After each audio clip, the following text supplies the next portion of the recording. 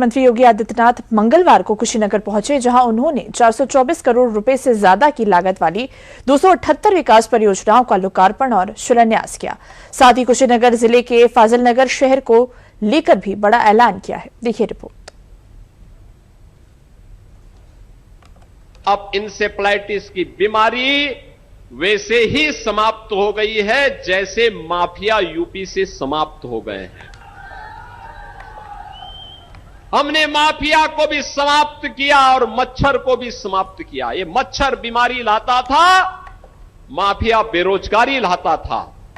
मच्छर और माफिया के साथ कुशीनगर की धरती से आया सीएम योगी आदित्यनाथ का ये बयान न सिर्फ कुशीनगर समेत पूर्वांचल के कई जिलों की दशकों तक बदहाल रही स्वास्थ्य और कानून व्यवस्था की बदहाली की कहानी है, बल्कि डबल इंजन सरकार में आए बदलाव और विकास की भी जुबानी है। क्योंकि मच्छर और माफिया न केवल सुनने में एक जैसा है, बल्कि पूर्वांचल में इसका असर और खात्मे का तरीका भी एक जैसा ही रहा है। आज की पीढ़ी जिसकी उम्र 25 वर्ष से कम की है, वह जंगल पार्टी के आतंक के बारे में नहीं जान पाता होगा।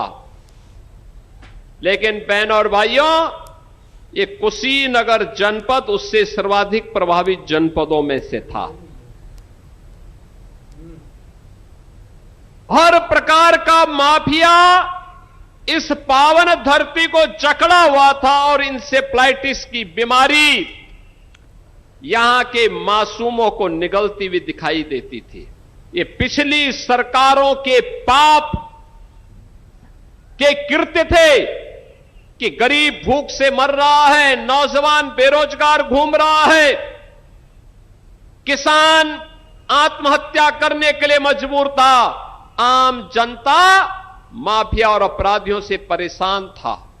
कुशीनगर की धरती से सीएम योगी ने एक और 2017 से पहले की सरकारों को निशाने पर रखते हुए जमकर तंज कसा। वहीं 424 करोड़ रुपए से ज्यादा की लागत वाली 278 विकास परियोजनाओं का लोकार्पण और शिलान्यास करके कुशीनगर के विकास की रफ्तार को धार देने का काम किया। साथ ही कुशीनगर जिले के फाजिलनगर शहर को लेकर भी एक बड़ा ऐलान किया।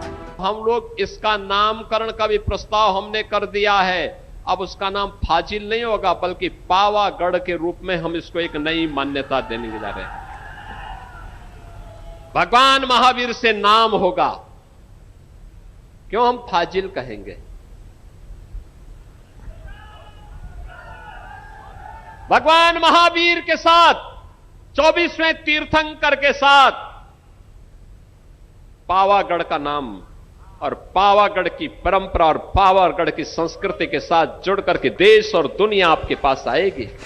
सीएम योगी के इस बयान के बाद अब फाजिलनगर के पावागढ़ बनने की राह आसान होती नजर आ रही है। ऐसे में माना जा रहा है कि जल्द ही इसकी आधिकारिक अधिसूचना भी जारी हो सकती है। साथ ही चुनावी साल की आहट के बीच इस फैसले पर यूपी में राजनीतिक और सांस्कृतिक बहस के नए अध्याय की भी शुरुआत हो सकती है।